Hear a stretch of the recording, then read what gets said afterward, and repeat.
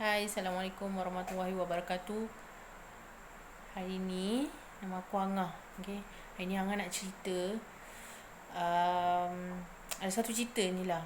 Ni kali pertama lah aku kongsikan semua yang aku. Selepas ni aku akan kongsikan apa-apa je. Kalau aku rasa misteri ke apa ke, aku akan kongsikan je. Okay. Korang semua apa khabar? Dan aku harap yang korang yang tengah tengok video ni semuanya sihat. Ini aku nak cerita. Cerita ni berlaku pada tahun 1993. 1993, jadi umur aku 8 tahun. Kalau tak silap lah, 8 tahun. Benda ni berlaku dekat Hospital Keluang. Bukan Hospital Keluang sekarang ni tau. Ni Hospital Keluang yang lama tu. Yang sekarang ni kosong. Kalau korang check Hospital Keluang yang sekarang ni yang tak ada tempat apa-apa. Okey. Dekat dengan tentera udara. Okey.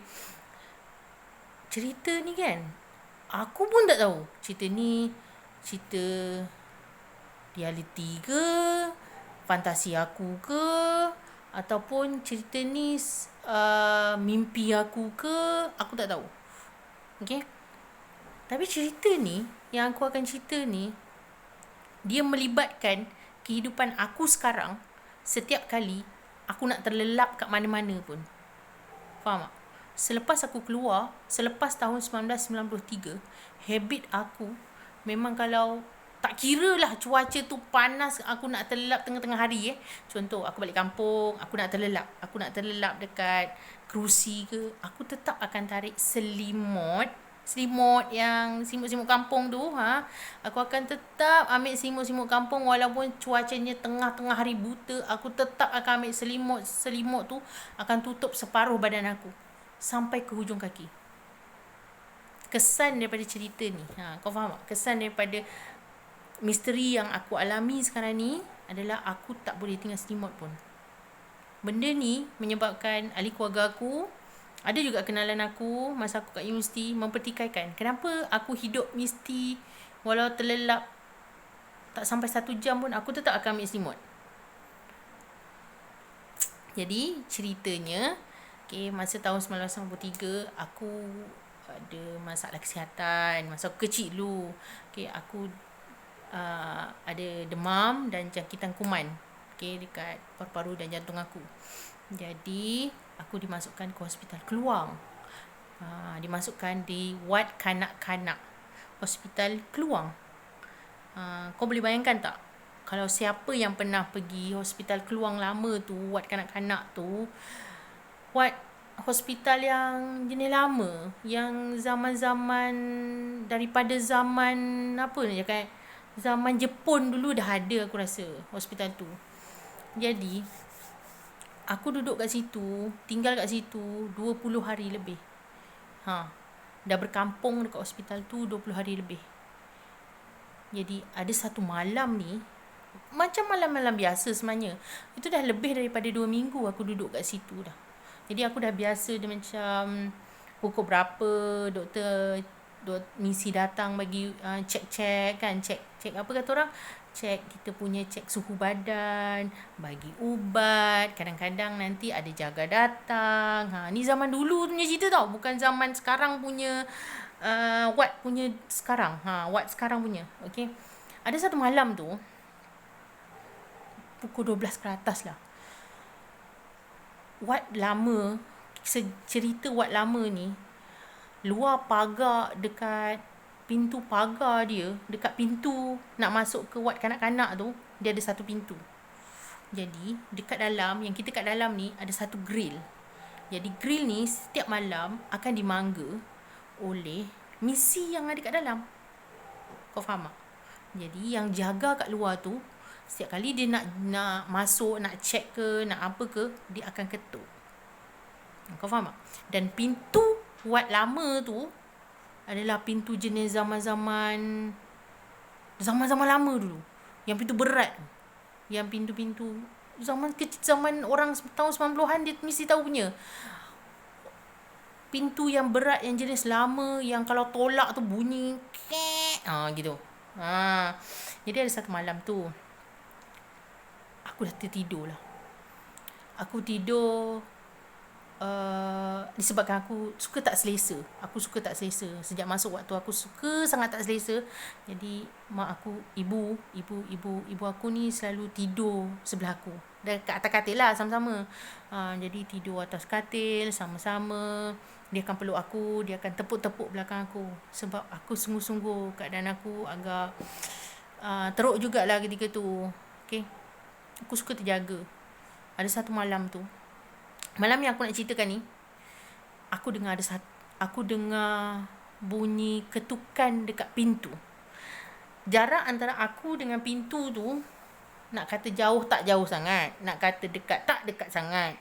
Jadi tapi aku nampak lah, sebab ward lama dekat hospital Keluang ni, ward kanak-kanak ni, pintunya tu satu je. Hujung sana tu adalah pintu keluar. Gitu. Jadi semua tu, katil tu aku nampak depan. Jadi belakang aku ni automatically adalah tingkap jenis lama. Tingkap jenis yang jenis lama punya. Okey. Aku dengar bunyi tu agak mengganggu yang menyebabkan aku boleh terjaga. Aku pun perhatikan lah. Aku ingat jaga ke, aku ingat apa ke kan. Sekali aku perhatikan, ketuk tu makin lama makin kuat. Makin lama macam makin seolah-olah macam orang terdesak nak masuk. Okay. Dan apa yang aku nak ni aku pun tak tahu orang ni betul ke tak betul ke, mimpi aku ke, sekadar khayalan aku ke kan. Tiba-tiba kau tahu tak, pintu tu yang kuat tu, yang termangga tu, yang terkunci dari dalam tu boleh terbuka sedikit demi sedikit. Okay? Dan apa yang lebih mengejutkan aku rasalah sekali aku pandang, aku perhatikan orang semua. Misi tu ada dalam 2 orang dekat kaunter sebelah pintu tu. Aku nampak dia terlelap. Jadi aku rasa normal lah, penat kerja kan, kerja malam pula kan, mungkin dia terlelap lah, biasa. Jadi tiba-tiba aku nampak ada satu makhluk ni. Aku rasa manusia lah. Mula aku assume dia manusia. Dia buka pintu macam keadaan macam tiba-tiba terpaksa buka, sak gitu. Sekali dia buka, dia jerit, tau tak? Dia jerit kuat sangat. Aku tak ingat nama dia, tapi antara 2 je nama dia, Sabrina ataupun Laila. Yang aku dengar lah kat telinga aku. Kalau contohlah dia panggil Sabrina gitu, jerit tau, kuat. Dan yang aku pelik ni, yang sedar tu aku seorang je. Kau tahu tak? Yang boleh sedar dekat situ, orang tu jerit dekat pintu tu, aku seorang. Orang tu adalah lelaki.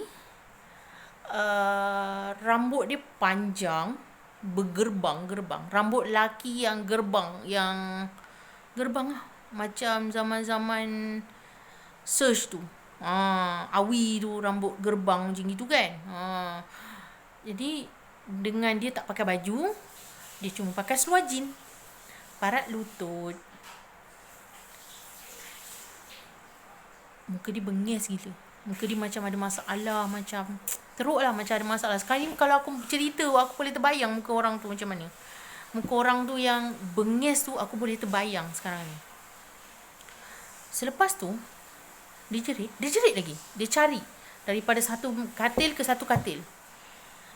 Yang yalah, macam aku pelik, yang macam aku perhatikan tu, aku perhatikan dalam diam. Kau tahu tak, Misi tu tak sedar langsung dia jerit. Misi tu boleh tertidur senyenyak ke, aku tak tahu. Tapi yang sedar tu aku seorang. Jadi bila dia jalan tau, dia jalan, dia perhati, pandang kiri, pandang kanan. Aku ni perhatikan lah. Aku perhatikan katil sebelah sana. Katil nak ke hala ke sana kan. Tak ada seorang pun bangun, kecuali aku seorang lah. Aku seorang yang boleh sedar. Masa tu hati aku tu, aku nyesal. Kenapa boleh aku sedar? Kenapa aku seorang yang sedar masa tu? Dia jalan. Tiba-tiba dia sampai kat katil aku. Kau tahu tak, sampai kat katil aku, Yang menyebabkan aku sampai sekarang lah, aku tak boleh lah tidur tanpa ada selimut. Kat mana-mana pun aku pergi. Aku rasa dia sedar yang aku ni perhatikan dia dari tadi. Mak aku yang kat sebelah ni pun boleh tak sedar. Aku seorang yang sedar. Jadi disebabkan mungkin lah aku ni gelisah ke, aku macam takut ke, sekejap-kejap aku peluk mak aku, kejap-kejap aku peluk mak aku. Mak aku ni tepuk aku. Dah ngah tidur. Itu habit, itu biasa mak aku. Dia sedar ke macam mana pun, dia akan tetap tepuk aku masa aku kecil. Tetap tepuk, ngah tidur. Tak ada apa, ngah tidur je. Aku pun tidur. Aku nak cuba tidur, tiba-tiba aku perasan ni, aku dah selimut badan aku. Aku selimut macam biasa. Aku perasan dia kat ujung kaki aku.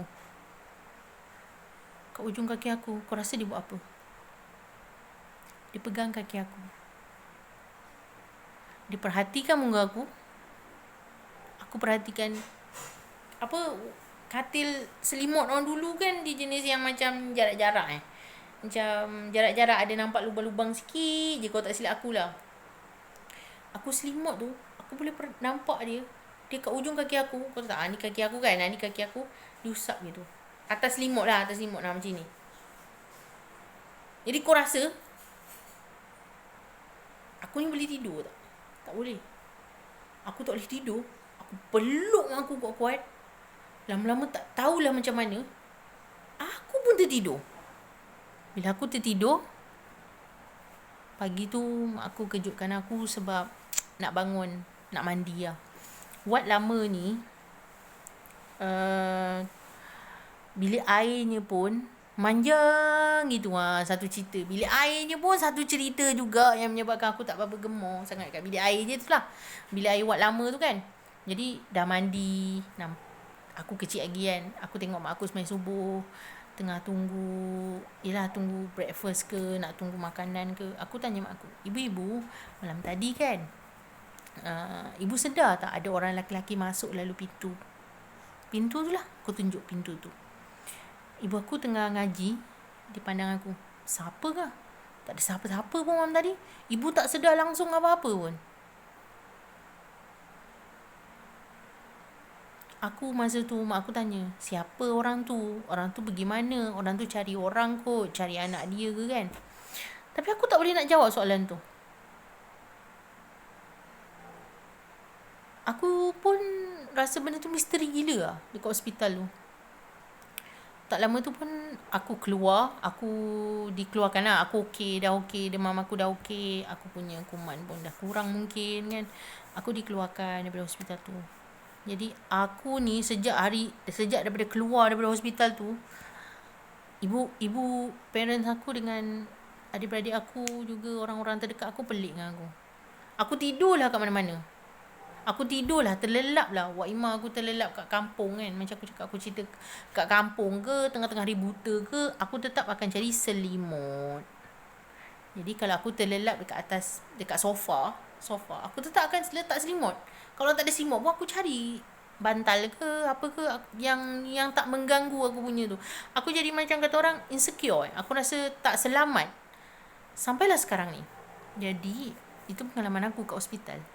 Jadi aku sejak daripada tu, aku selalu doa sangat-sangat, ya Allah, doa sampailah hospital tu ditutup. Aku dah tak nak dah masuk hospital. Aku tak nak. Bukanlah sebab hospital tu apa, sebab aku rasa pengalaman tu cukup kot. Macam mana orang tu boleh usap kaki aku tu, yang aku rasa aku tak suka dan tak selesa dengan keadaan tu. Jadi ini ada cerita aku.